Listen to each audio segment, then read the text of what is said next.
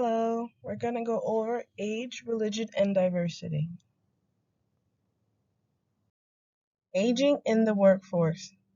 Aging in population and workforce is increased by the life probability combined with the low birth rate. Explain that anyone over the age of 60, the percent went up from 9.7% to 12%. Older workers making up a growing number and the majority of those workers. There is proof to show that 9.4 million workers are over the age of 50, which is 30% of the workforce. Views on older workers in the workplace shows to scope one of the employment of older people are affected by the need of variety of jobs and values of job opportunities that are open to them. Two would be an extent older people's voice has to be expressed and acted on. The report to the workplace issues. Older people's choice when having to work still often rests on equal access to resources. Examples are health, finances, and family structures. It is reflected on data of why older people stop working completely and why they continue to work, because if they are able to afford to retire before or after an age, that benefits are provided. Aging with adjustments. Employees find it very challenging to expand workplace adjustments to some roles. The employees are not willing to change to lower jobs.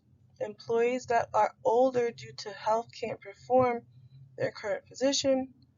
Older employees have less probable chance to have training than youngers. Lack of interest to learn IT skills. Older people in the workforce have to work through the retirement age.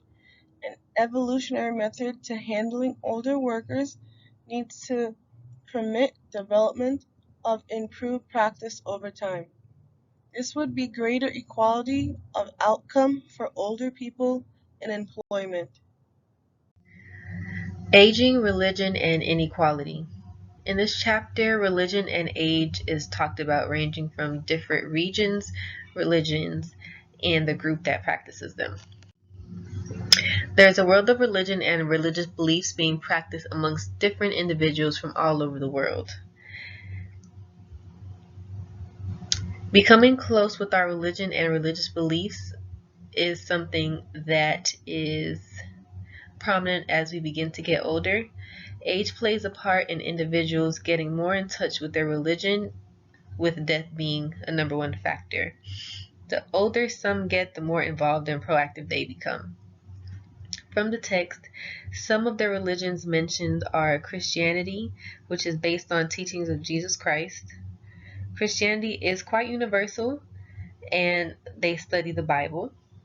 Judaism, which is the Abrahamic and ethnic religion, which entails cultural traditions and practices mainly geared towards Jewish people. Islam is the religion where one God is worshipped, and the followers are considered Muslim, and they also study from the Quran. And Buddhism, which is the world-renowned religion and considered the largest. The demographic is based in India, and Buddhists believe that human life is separation and that true peace is achieved by meditation, spiritual work, and good behavior. Different cultures do have different different religious practices and beliefs, and again, correlation and age does come with the growth in our religion. Involvement in resources. So membership is belonging to the church or synagogue to promote togetherness and encourage healthy habits and behaviors. Age does play a role in acknowledging a religion or religious group. Engaging with a relatable age groups help Engaging with a relatable age group helps to encourage genuine recognition of a religion and the access and resources available to indulge in it. Your religion or religious practices plays a part in your social makeup.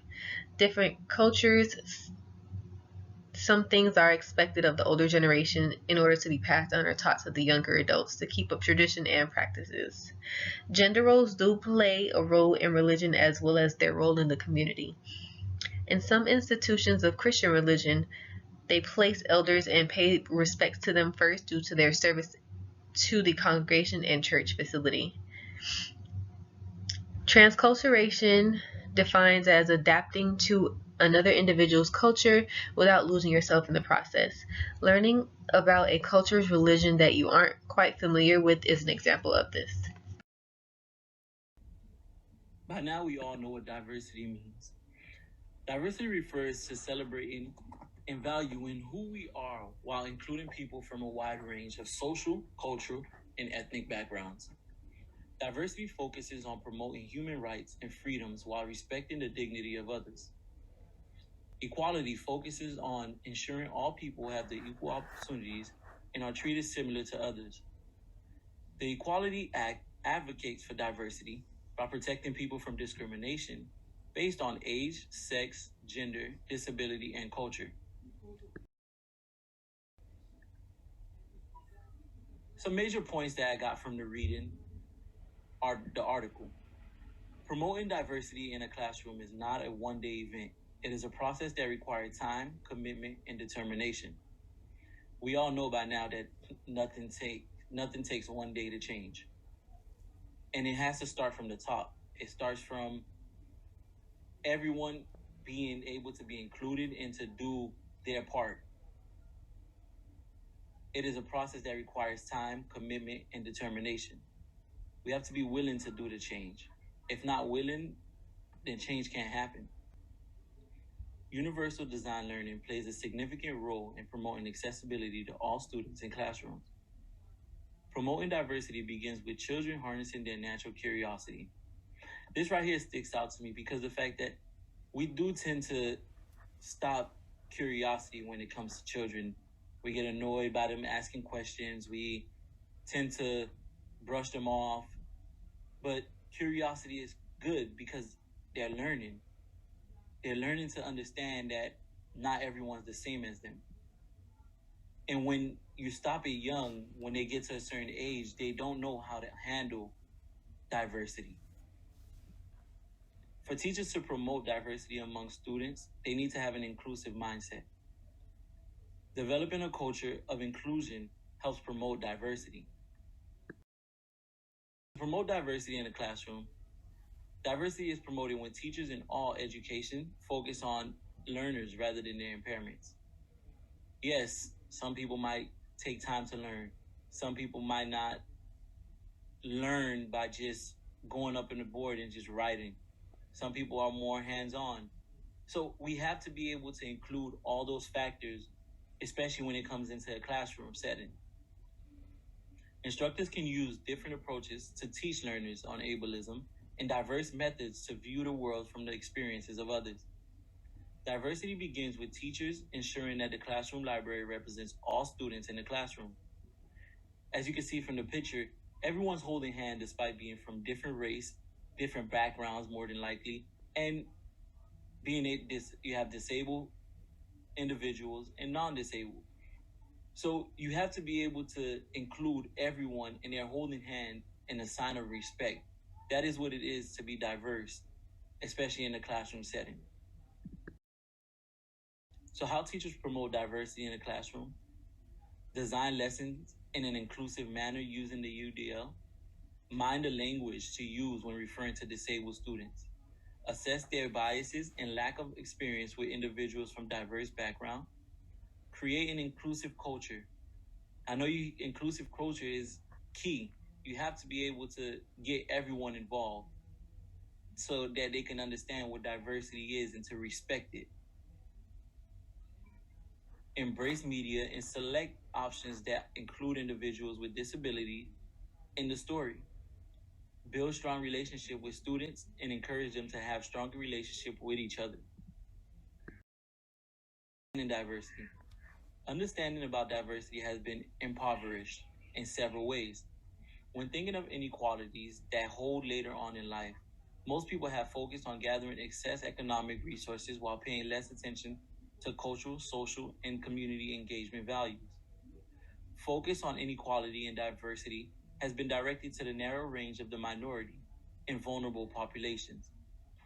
Underdevelopment of social theories analysis on the how of inequality.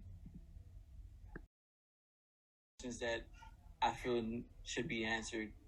Does diversification in school increase the social skills of the student? For example, do you think it is best to study in a diversified school or a particular school for those with disabilities and the regular program for those that are non-disabled? 2, how can students enhance friendships and increase their social connection regardless of their disability challenges?